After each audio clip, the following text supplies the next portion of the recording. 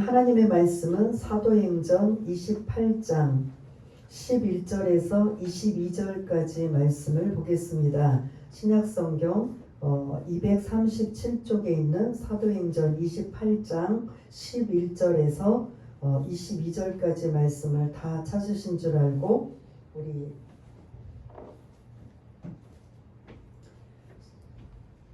(11절부터)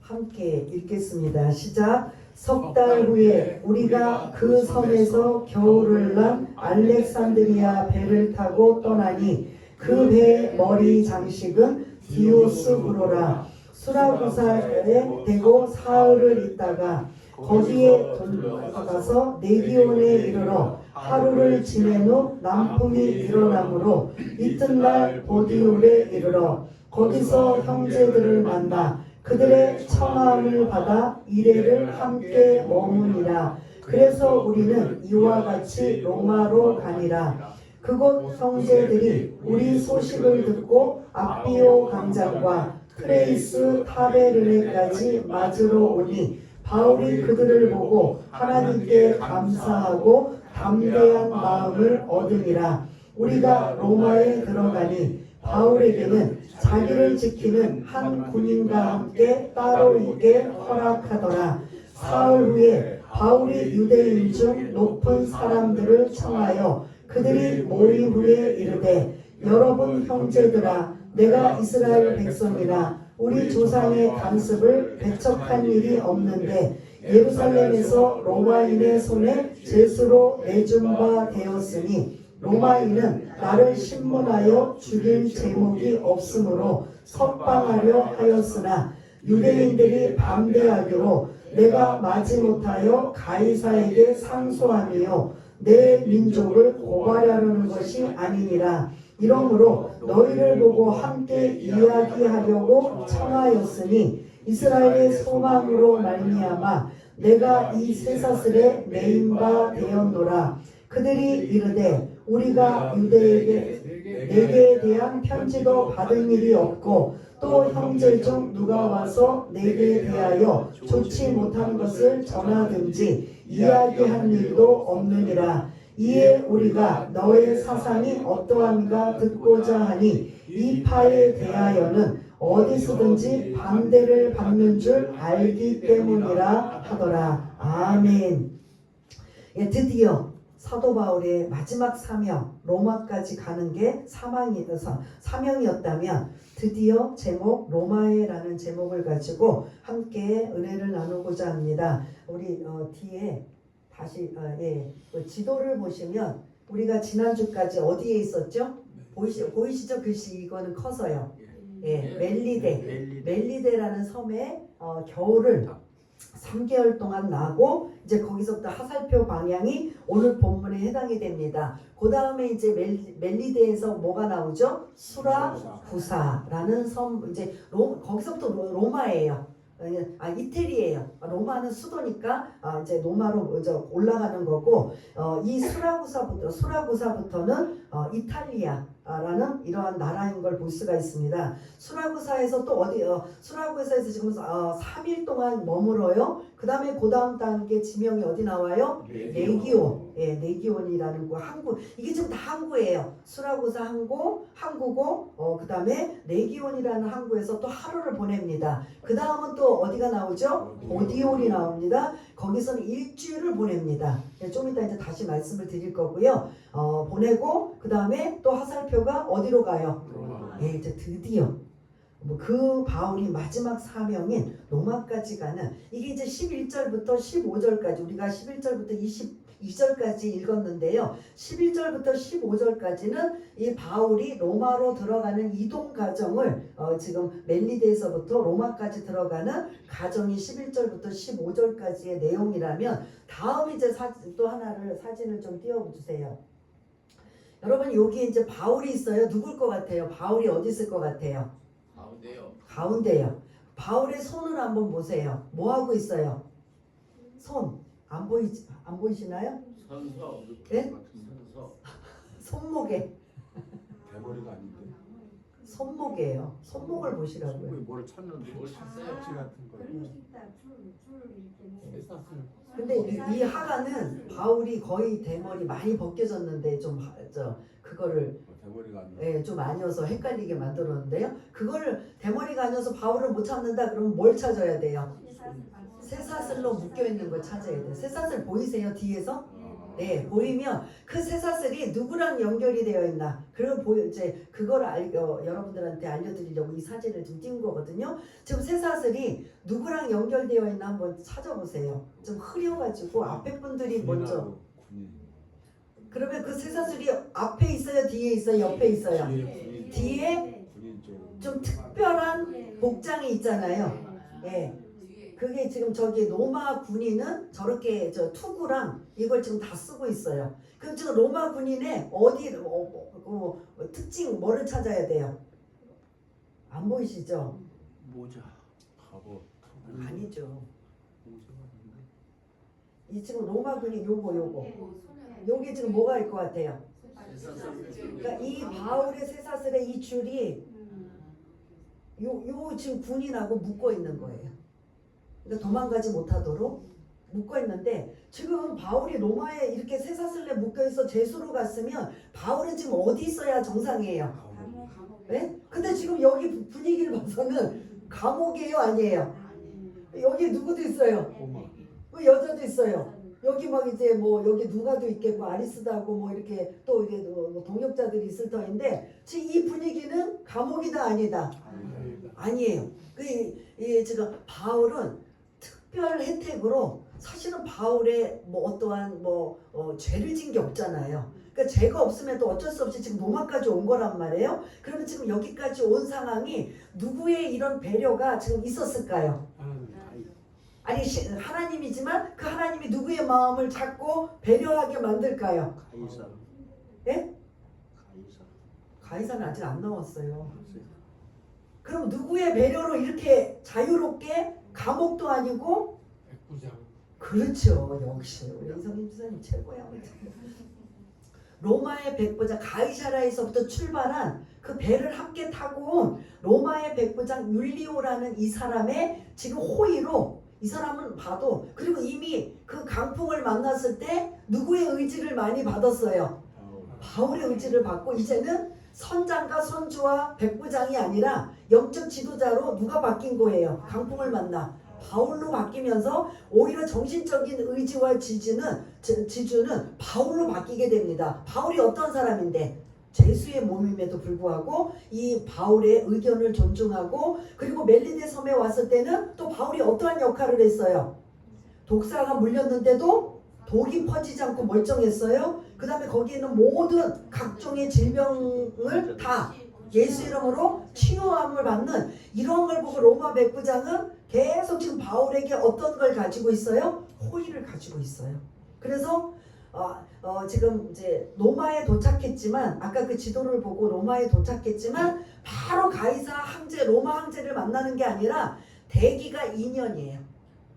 로마 황제를 만나기 재판받기 위해서 2년을 걸려야 돼요. 근데 그 2년 동안 바울을 어떻게 했느냐? 감옥에 넣지 않고 셋집을 본인이 바울 자신이 스스로 셋집을 얻어서 자유롭게 있게. 그런데 자유롭게 있지만 반드시 누가 있어야 돼요? 로마 군인이 뭐 하고 있어요? 쇠사슬 이렇게 묶여져 있어요. 그 여러분 감옥에 들어가면 쇠사슬은 없을 것 같아요. 왜냐면 완전 철창이고 못 나가니까. 근데 거기 있는 게 나을까요? 이렇게 자유롭게 셋집을 얻어서 이런 상태로 보내는 게 나을까요? 네, 그래서 바울은 나중에는 감옥에 들어가요. 근데 이제 황제를 만나기 전까지 대기할 때는 그 백부장이나 여러 가지 그러한 그 친위대장의 하나님의 그런 하나님께서 그들의 마음을 여셔서 바울을 2년 동안 그 로마 황제에게 재판받기 전까지는 거의 2년. 그게 제가 만든 게 아니라 요 이제 다음 주까지 마지막에 30절에 보면 이태 동안 새 집에서 머물었다라고 나와요. 그러면 바울이 제수여서 감옥에 있어야 됨에도 불구하고 자유롭게 그렇지만 막 로마를 막 돌아다니면서 복음을 전하러 다니고 그렇게는 못 돼요. 그냥 어디에만 제한되어 있느냐? 이 셋집에서만 제한되어 있는 거예요. 그래도 감옥보다 낫다 안 낫다? 그러니까 많은 사람들을 방문해서 오는 사람들을 다 손님으로 맞이할 수 있는 이러한 좋은 조건을 가지고 있다. 그래서 이제 오늘 말씀 다음 주에 마지막 말씀이 이러한 상황이 연결됐다는 거예요. 이런 것들을 배경으로 여러분들이 기억하시면서 원래는 제수는 양손에다가 쇠사슬을 해갖고 두 명의 군인이 한 사람의 손에 묶이고 또 한 사람의 손에 묶여서 보통 제수는 양쪽에 다른 사람들, 오른쪽에 다른 사람, 왼쪽에 다른 사람에서 두 명이 항상 붙어 있어요. 그런데 이것도 지금 바울에게는 어떤 지금 상태다? 호의를 베풀어 있는 상태라는 거죠. 그리고 이렇게 자유롭게 많은 사람들을 만날 수 있다. 이것도 엄청난 호의를 지금 갖게 되는 이러한 내용이 있습니다. 그래서 지금은 셋집에 있고, 그럼 이 셋집은 누가 얻어줬을까요? 이 본문하고 상관없지만 로마가 얻었을까요? 바울의 동역자들. 바울이 얻는 거예요. 바울이 셋집을 얻는데 바울이 돈이 있어요, 없어요? 그러니까 이제 선교비, 그리고 바울이 또 뭐 정말 궁하면은 그 도움을 받아서 일도 할 수 있는 상황까지도 갔대요. 그럼 뭐 로마 군인이 계속 따라다녔겠죠. 그래서 지금 오늘 본문과 이 사도행전 마지막 28장 30절까지는 셋집에서 로마 황제를 만나기 전까지 2년 동안 머무는 과정을 이제 압축시켜 놓은 이런 내용인 걸 볼 수가 있습니다. 이제 두 가지 사진은 다 보았고요. 11절을 좀 띄워주시기 바라겠습니다. 11절 우리가 한번 이제 연결고리를 갖기 위해서 지난주에 멜리데 섬, 그리고 이제 출발하는 그 멜리데 섬에서 이제 출발하는 이러한 과정이 11절에 이제 연결고리가 되는데 한번 11절 읽었지만 함께 읽겠습니다. 시작. 석 달 후에 우리가 그 섬에서 겨울을 난 알렉산드리아 배를 타고 떠나니 그 배의 머리 장식은 디오스구로라. 아멘. 여기 뭐 알렉산드리아 배를 타고 그 뱃머리의 장식은 디오스구로라는 그 그리스의 그런 제우스 그 쌍둥이 그런 신의 이름, 그래서 바다를 수호하는 신의 이름이다. 근데 이제 뭐 이것도 중요하지만 시작하는 문장이 뭐예요? 어디서 석 달이 있었다는 거예요? 멜리데 섬에서. 왜요? 지금 노마로 가고 배를 타고 갔는데 왜 멜리데 섬에 있었어요? 겨울을 나기 위해. 겨울을 나지 않으면 로마까지 갈 수 있다 없다? 못 가요. 이 강풍이 엄청난 강풍이어서 이미 이들은 그 죽을 고비를 숱하게 넘겨가지고 하나님이 이 멜리데 섬에 그런 도착하게 만드셔서 3개월 동안 겨울을 나게 한 석 달 후에 이제 봄이 됐다는 거예요. 그래서 이게 3월 10일 정도로 추정을 한다는 거죠. 12월 그 3개월은 꼼짝없이 이 지중해 바다가 아주 험한 바다여서 모든 항해가 중단이 되는데 이제 다시 항해가 이제 시작되는 봄이 시작됐는데 그게 바로 석 달 후가 됐다. 그래서 알렉산드리아 배를 타고 지금 이제 로마로 출발하는 내용이고요. 그 다음에 12절, 13절, 14절까지는 아까 여러분들이 보셨던 지명이 나와요. 12절에 뭐가 나오죠? 지명? 수라구사. 수라구사 여러분들이 눈으로 보니까 며칠 동안 있다고 했어요? 사흘, 3일. 어디에서, 그러면 지금 가는 도중인데 어디서 지금 3일을 머물었다는 거예요? 예? 아니 그러니까 수라구사라는 항구에 지금 정박해 있어요. 그러면 그 3일 동안 육지에 있었다는 거예요? 배에 있었다는 거예요? 배 안에 3일 동안. 그래서 지금 이렇게 자꾸 며칠을 머문다는 게 봄은 되어서 배가 항해는 하지만 여전히 거친 파도와 이런 것들이 지금 계속 이제 있기 때문에 멈출 수밖에 없는 상황인 거예요. 괜히 심심해서 멈춘 게 아니라 가면 또 계속 가야 되는데 3일, 그 다음에 이제 레기온에서는 하루. 그리고 그 중간중간 여러분 무슨 풍이 분다고 나와요? 남풍이 불면 이제 서서히 좋은 바람이고 항해하기가 좋다 보니까 이제 그런 바람이 있으면 바로 또 출발하는 거예요. 그래서 14절에 보면 어디까지가 왔다? 14절에 보면 13절에 보면 보디올에서도 지금 보디올에서는 며칠이라고 했어요? 14절에 보면 아니요. 13절에서는 보디올 항구에 지금 이르렀는데 14절 거기서 그 보디올에서 형제들을 만나 며칠 동안 이래. 예. 여기서도 믿음의 형제들을 지금 그 로마에 있는 그 지금 보디올에 사는 기독교인들을 지금 만나 7일 동안 그 백부장 율리오가 또 휴가를 준 거예요. 나가서 편안하게 만나고 그리고 와라. 그래서 그렇게 또 7일을 보내고 드디어 이제 로마로 14절에 보면 마지막 문장에 드디어 우리는 이와 같이 어디로 가니라? 로마로 가니라. 그래서 아까 그 지도를 머릿속에 좀 떠오르고요. 그 로마로 들어가기 전에 어디를 거치냐? 5절에 보면은 그곳 형제들이 우리 소식을 듣고 이제 로마로 들어가는 곳 보디올에서도 기독교인들을 만났는데 로마로 들어가는 곳에서도 기독교인들이 또 다른 기독교인들이 지금 바울을 만나러 영접하러 소식을 듣고 지금 찾아오는 거예요. 찾아오는 곳이 지금 어디와 어디라고 나오죠? 아피오 광장. 그 다음 트레이스 타베르네. 이게 트레이스가 로마 그 라틴어로 3개 3이라는 숫자래요. 3. 그리고 타베르네라면 여관이에요. 그러니까 지금으로 말하면 호텔이나 숙소예요. 그럼 몇 개의 여관? 3개의 여관이란 뜻이에요. 그래서 이전의 성경은 3간, 우리나라 한자로 석삼자에서 여간, 머물간 해서 3간으로 이제 했는데 여기서 이 트레이스 타베르네라는 이 3간, 이 지금 로마에 한 70km 떨어진 이곳에 로마 근처예요. 근데 이 지금 기독교인들이 바울을 맞이하기 위해서 아피오 광장과 트레이스 타베르네까지 뭐하러 왔다? 요 단어가 중요해요. 맞으러 왔다. 예? 맞이하러.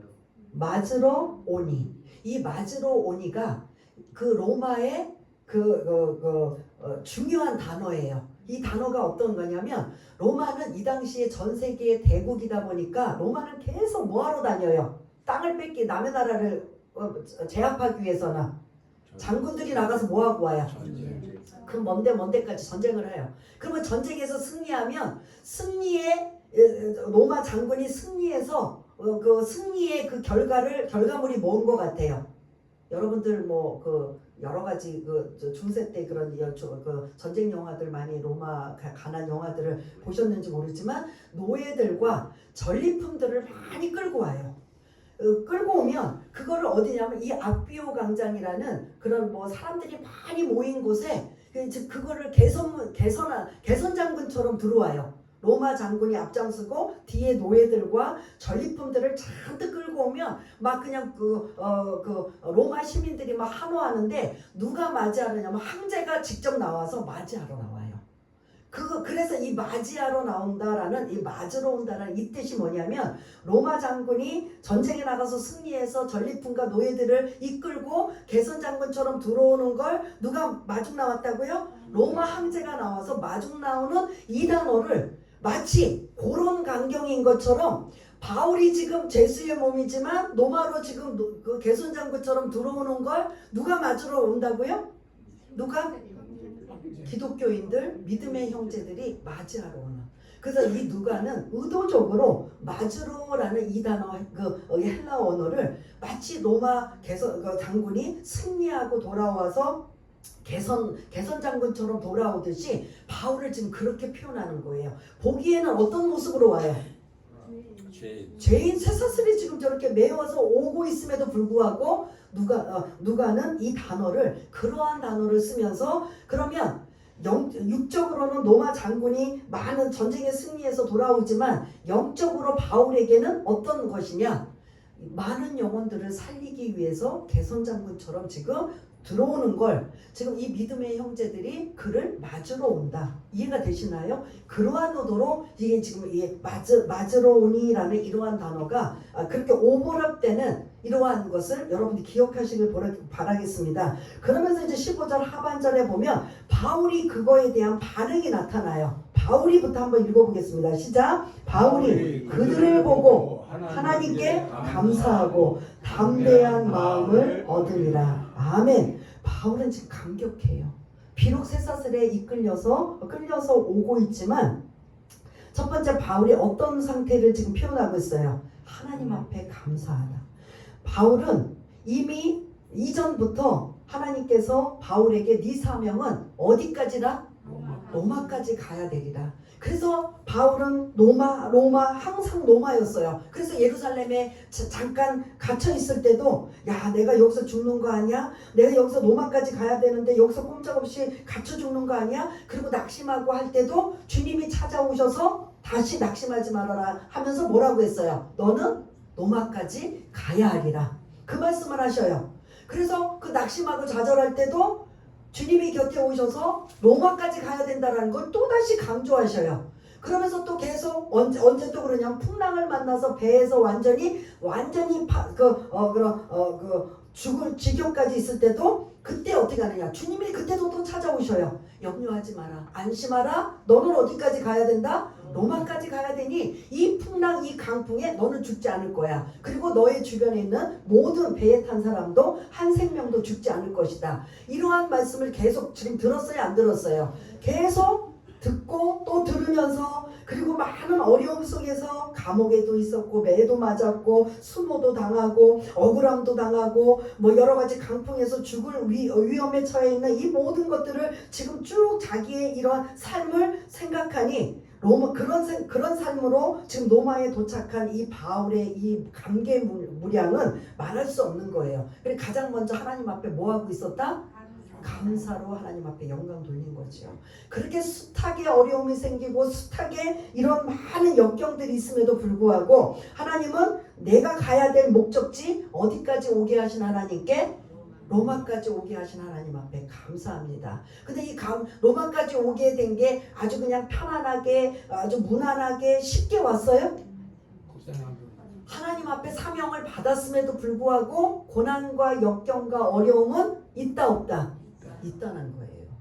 그래서 하나님이 이런 말씀도 주셨고 이렇게도 주셨는데 왜 이런 어려움이 찾아와? 우리는 그냥 그걸로 이제 하나님 앞에 반항하는 모습을 볼 수가 있는데 이렇게 음성을 계속 주변 찾아오셔서 들려주셔도 어려움과 역경과 고난은 우리들에게 있다. 그러나 그것을 얼마만큼 이겨내느냐, 믿음을 가지고 인내하며 이겨내느냐, 이거는 우리의 몫이라고 볼 수가 있다라는 거죠. 그래서 이렇게 바울이 지나온 24장부터 지금 28장에 이르기까지의 그런 가정을 생각해 보면 정말 눈물 날 일들이 너무나 많았음에도 불구하고 하나님 앞에 감사로 내 발로 내가 로마까지 오게 된 이 모든 것들을 감사하며 또한 어떠한 마음을 가졌더라? 담대한 마음을 얻었더라. 그 마음은 내가 로마에 가기는 가지만 그리고 제수로 가는데 로마까지 가서 복음을 전하는데 내가 이걸 제대로 할 수 있을까 없을까? 그렇게 대단한 바울도 그런 생각할 수 있다라는 거죠. 그러나 누구 때문에 이렇게 다시 한번 또 담대한 마음을 얻게 돼요? 형제들을 찾아와 위로를 받으니 그리고 힘을 얻으니 그래 내가 나머지 나의 생에 내가 감옥에 있든 쇠사슬에 매여 있든 내가 할 수만 있다면 그 여건과 그 상황 속에서 우리 같으면 아니 로마로까지 오게 하셨고 그럼 쇠사슬도 다 풀리게 하시고 자유로운 몸으로 마음껏 로마에 가서 복음 전하는 일 이렇게 해주셔야 되지 않습니까? 그러나 하나님은 바울에게 그걸 허락하지 않고 어떤 상태에 죄수의 몸으로 쇠사슬에 매인 채 뭐하기 위해? 복음 전하기 위해 이 일을 하기 위해라면 자유의 몸도 사실은 이게 쉬운 일이 아닌데 이 쇠사슬의 메인 죄수의 몸이라면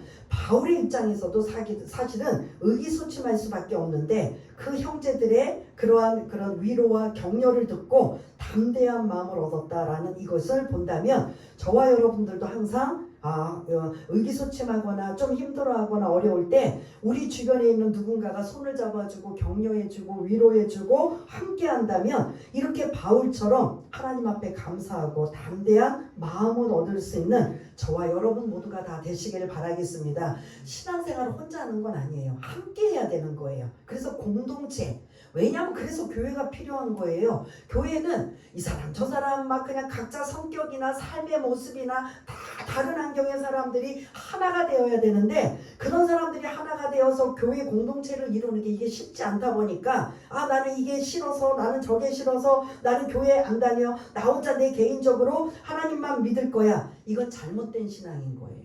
그럼에도 불구하고 우리는 어디에 소속이 되어야 된다? 교회 공동체 안에 소속이 되어 있어야 된다. 근데 요즘에 이제 코로나 이후에 많은 그런 기독교인들이 어떻게 하냐면 나홀로 신앙을 가져요.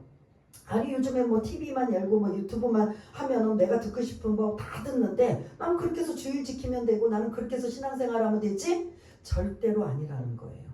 교회는 주님의 피값으로 세운 교회이기 때문에 인간으로 교회는 세웠지만 사실 그 교회의 의미는 주님의 피값으로 세웠기 때문에 그 피값으로 세운 교회 공동체 안에 서로 양보해주고 타협해주고 위로해주고 격려해주고 권면해주고 기도해주고 감사 하나주고 사랑으로 하나 되는 이 훈련도 나를 다듬는 훈련인 거예요. 내가 만약 교회 공동체 소속 안에 있지 않으면 내가 내 제멋대로 무슨 짓을 하고 어떤 거를 하든지 누구하고 구애받지 않아요. 근데 교회 공동체 안에는 좀 더 참아줘야 되고 좀 더 인내해야 되고 좀 더 그리고 또 사랑으로 보듬어줘야 되고 하는 이런 일들이 나도 모르게 하잖아요. 그러면 나도 모르게 여러분들 마치 부모님들이 자식 키울 때 자식이 없을 때와 자식 키울 때하고 상황이 틀리잖아요. 내가 자식 키울 때는 그냥 뭐 남들한테 똑같은 그런 만약에 상황이 온다면 여러분들 그걸 경험해요? 절대 안 경험해요. 근데 내 자식은 속을 썩이고 말도 안 듣고 해도 그거 어떻게 타일르고 달래가면서 내 속은 문드러지면서 해요 안 해요? 부모의 심정이. 그럼 그거와 마찬가지로 교회 안에도 우리 교회 공동체의 한 형제 자매이다 보니까 나는 내 자식한테는 그렇게 해도 교회 안에서 난 절대로 그러고 못 살아. 그러면 아직 다듬어지지 않는다는 거죠. 그러나 교회 공동체 안에서 때로는 참아주고 인내해주고 사랑으로 하나가 되고 권면해주고 기도해주는 이러한 교회의 또 다른 식구 이런 것들이 형성되는 이러한 모습을 본다면 오늘 이 15절에 이제 마무리하면서 교제, 위로와 격려가 많은 이 바울에게도 이러한 담대한 마음을 얻었다면 저와 여러분들도 그러한 것들이 얼마나 힘이 되고 위로가 되는지를 여러분 다시 한번 생각해 보시길 바라겠고요. 두 번째 이제 드디어 16절부터 이제 마지막까지인데 이게 이제 길다 보니까 제가 오늘 이제 22절까지 잘랐습니다. 16절 한번 우리 시작하는 16절 한번 읽어보았지만 다시 한번 읽어보겠습니다. 시작. 우리가 로마에 들어가니 바울에게는 자기를 지키는 한 군인과 함께 따로 있게 허락하더라. 아멘. 이거 아까 제가 사진 보여드린 거 공감하시죠?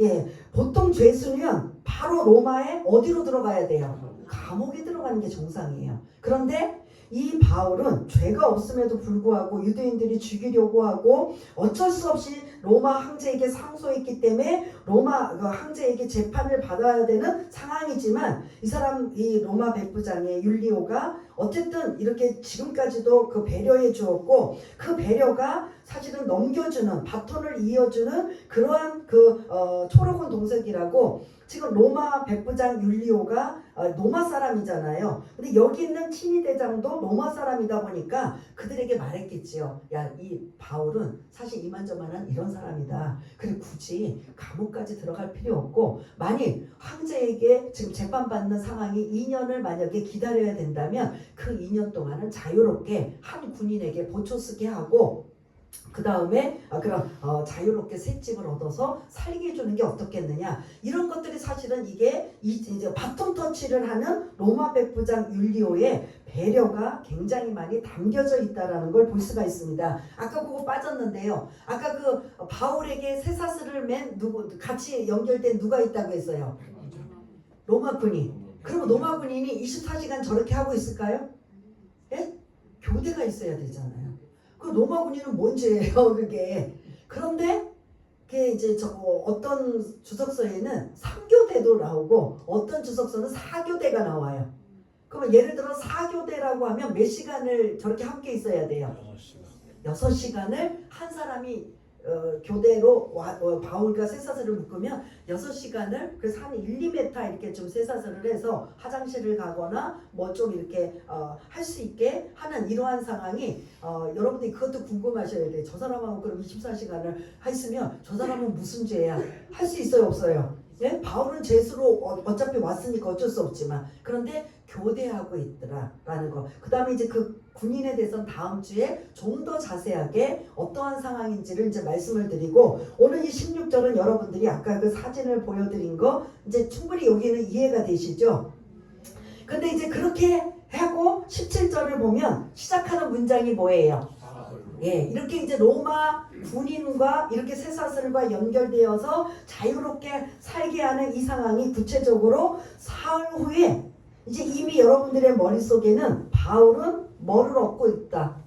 새 집을 얻어서 살고 있는 상황이다. 이거를 지금 머릿속에 두고 있어야 돼요. 왜냐하면 지금 보세요. 제수가 17절을 읽으면 이해가 안 되죠. 상반절을 읽으면 사흘 후에 바울이 유대인 중 높은 사람들을 모아였다.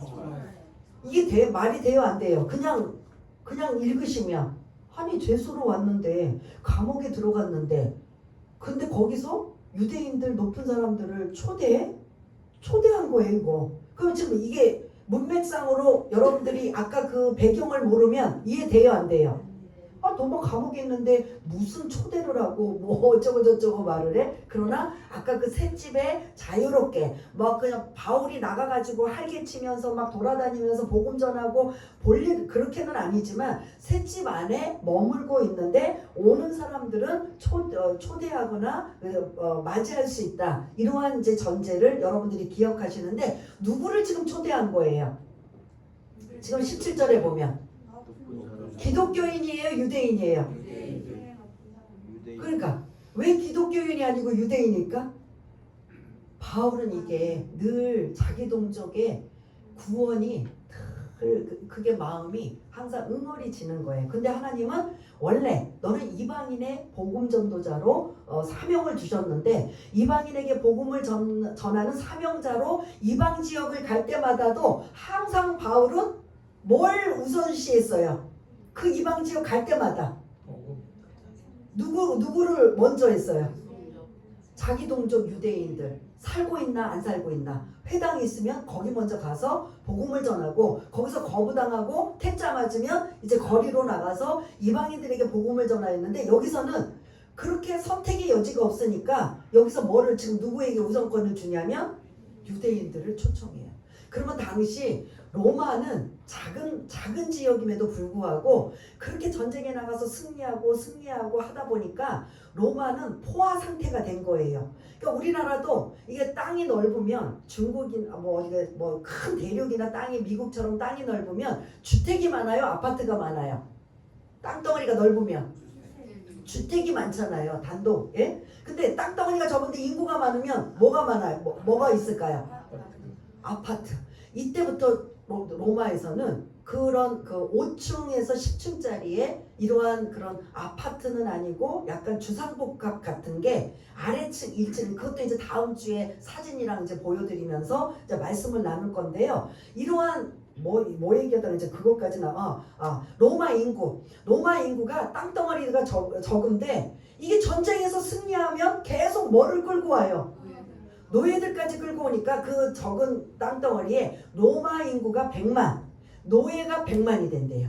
그 200만 정도 되니까 이게 이제 그 좁은 땅덩어리에서 결국은 어떻게 단독주택은 아주 특수한 부자나 귀족적인 사람들만 살고 있고 나머지는 다 뭐하고 있다? 주상복합 같은 이런 곳에서 살고 있는 거예요. 그러니까 인구가 아주 엄청나게 많다. 근데 이제 그 중에 유대인들이 한 5만 명 정도 추산이 된대요. 로마 안에 살고 있는. 그러면 유대인들은 한 10명이나 15명만 되면 뭐를 짓는다고 했어요? 이방 지역에 가서 회당을 짓는다고. 그러니까 교회처럼 회당을 져요. 그러니까 최소한 거기에 10개 이상의 회당이 있다라는 소리예요. 로마 안에서도. 그러면 여러분들 회당이 있으면 회당 책임자가 누구예요? 목사예요? 누구예요?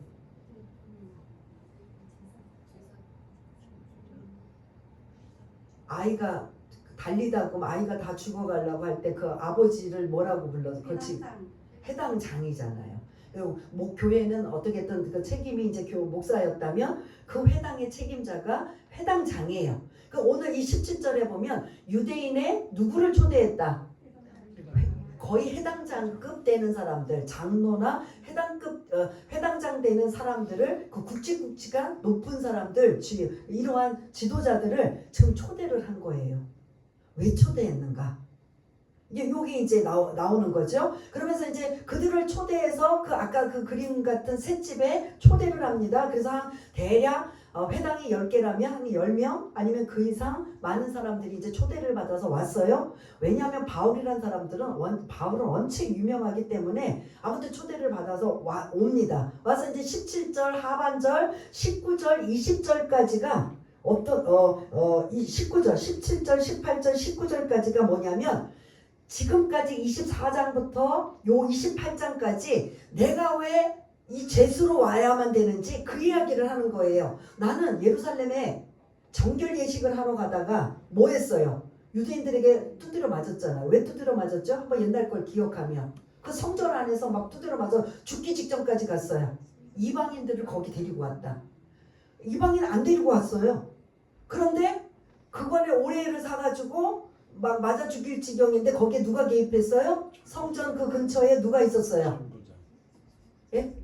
그때 천부장이었나요? 예. 천부장이 개입해서 이거 무슨 폭동이 일어났나 보다 하고 와서 어쨌든 갈라놓고 그 바울을 어디로 데리고 왔어요? 자기 그 로마 그 요새 그 천부장이 있는 그곳에다가 격리시키고 그리고 이제 또 재판을 받다가 결국은 암살하려고 하고 그래서 이제 몰래 어떻게 해요? 밤에 빼돌려서 어디까지 갔어요? 가이사라라는 곳까지 그 총독이 있는 곳까지 가지 않았습니까? 그곳에서도 재판이 열려요. 바울이 죄가 있느냐 없느냐. 그래서 막 유대인들이 고소하잖아요. 고소한 3가지 사건 혹시 기억나세요?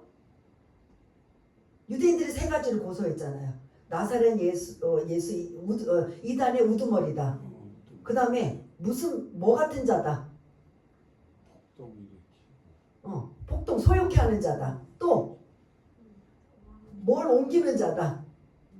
응? 전염병 같은 자다. 뭐 이렇게 해가지고 나는 이 3가지 하나도 해당이 안 된다. 이러고서 이제 막 하다가 결국은 로마의 총독의 입장에서 죄가 없어서 풀어주기를 원하는데 바울은 여기서 풀어주면 누군가에 의해 암살 당한다 안 한다. 그러니까 죽지 않으려고 나는 로마 시민권을 가진 자로서 로마 황제 앞에서 난 상소할 것이다. 왜냐하면 로마까지 가야 되니까. 그래서 그렇게까지 오게 된 이야기를 17절, 18절, 19절까지 18절 한번 띄워주시면 로마인은 나를 신문하여 죽일 제목이 없으므로 석방하려 하였으나 지금 제가 말씀드렸죠? 그 로마 총독들 하는 이런 사람들. 그런데 19절 유대인들이 계속 반대하기로 내가 마지못하여 누구에게 상소한다고요?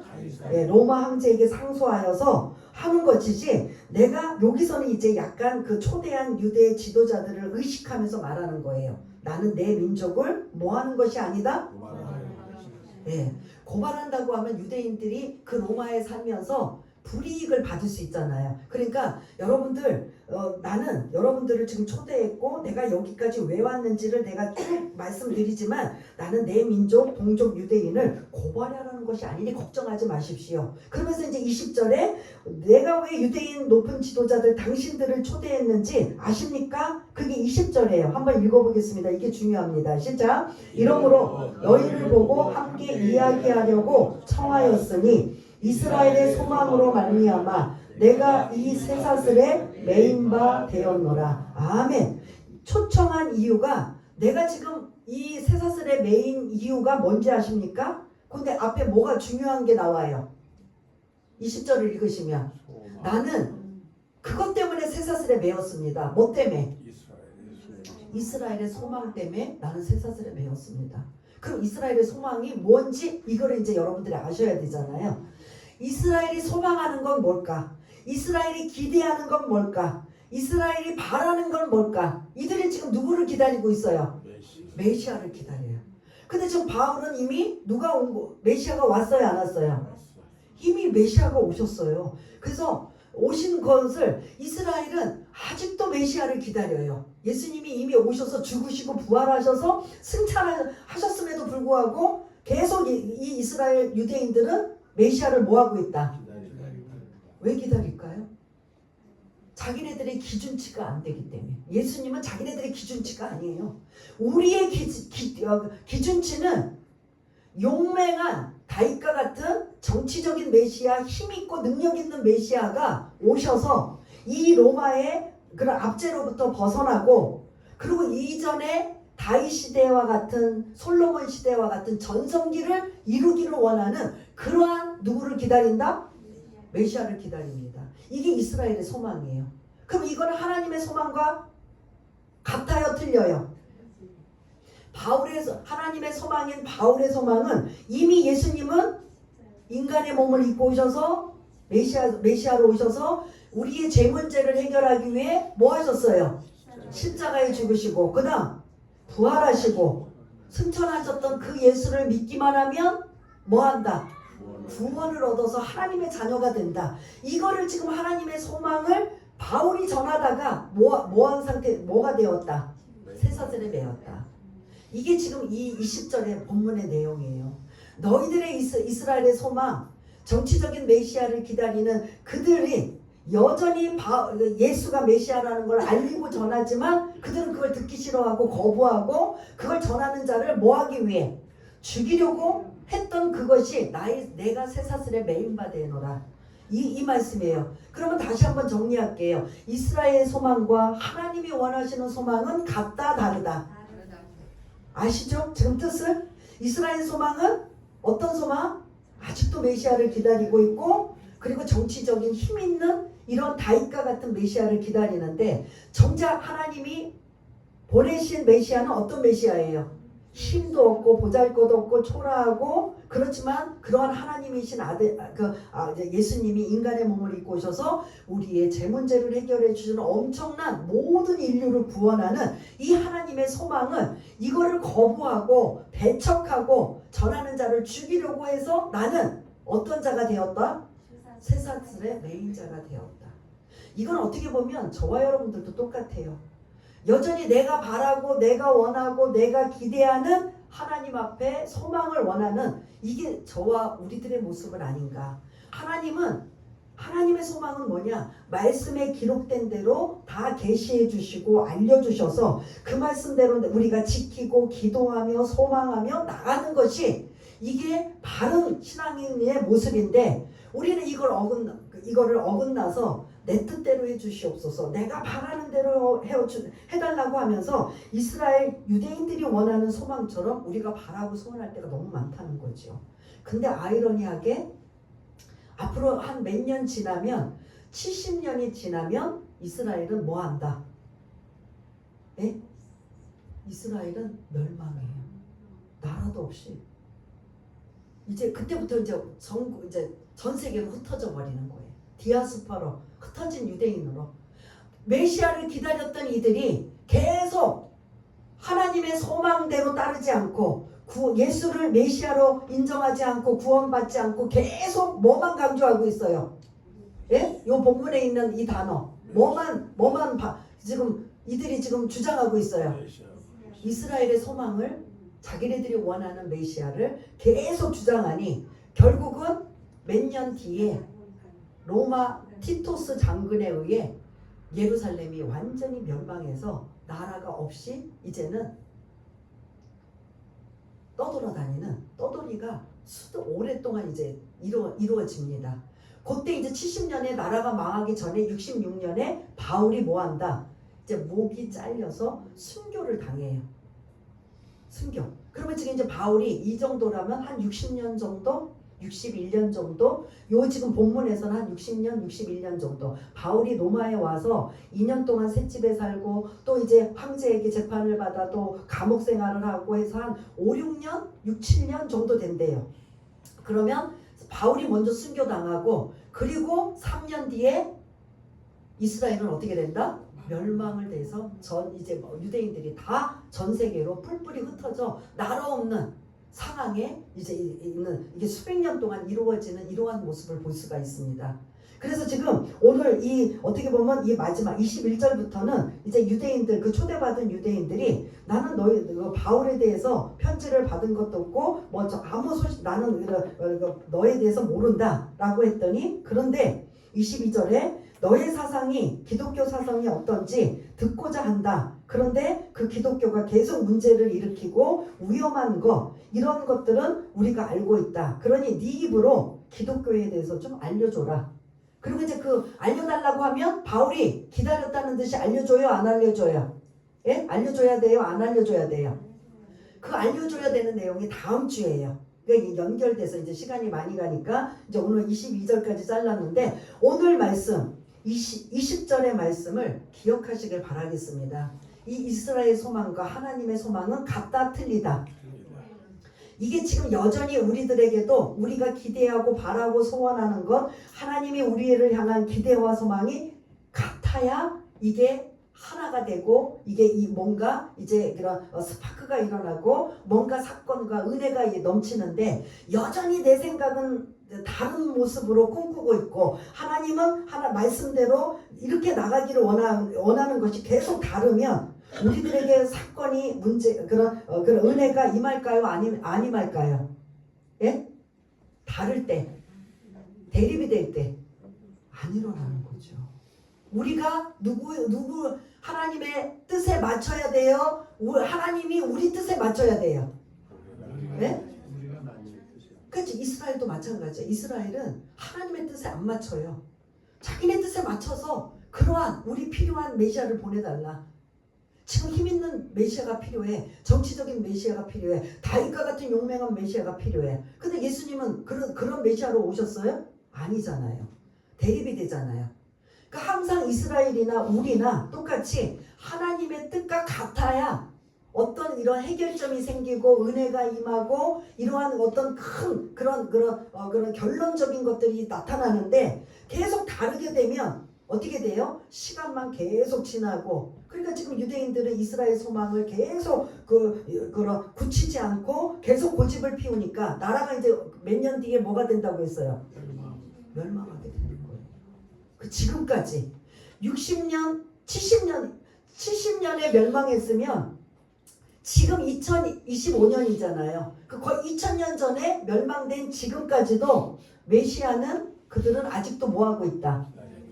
이스라엘의 소망은 아직도 기다리고 있어요. 2000년이 지났음에도. 근데 우리는 이방인임에도 불구하고 2000년 전에 오신 그 메시아 되신 예수님을 믿음으로 말미암아 구원받아 저와 여러분들이 이렇게 교회 공동체 안에서 예배를 드리고 하나님 앞에 경배하고 찬양하는 게 얼마나 귀하고 감사한지. 그러나 아직도 유대인들은 뭐하고 있다? 메시아를 기다리고 있는 이스라엘 소망을 아직도 고집을 피우고 굳히지 않아요.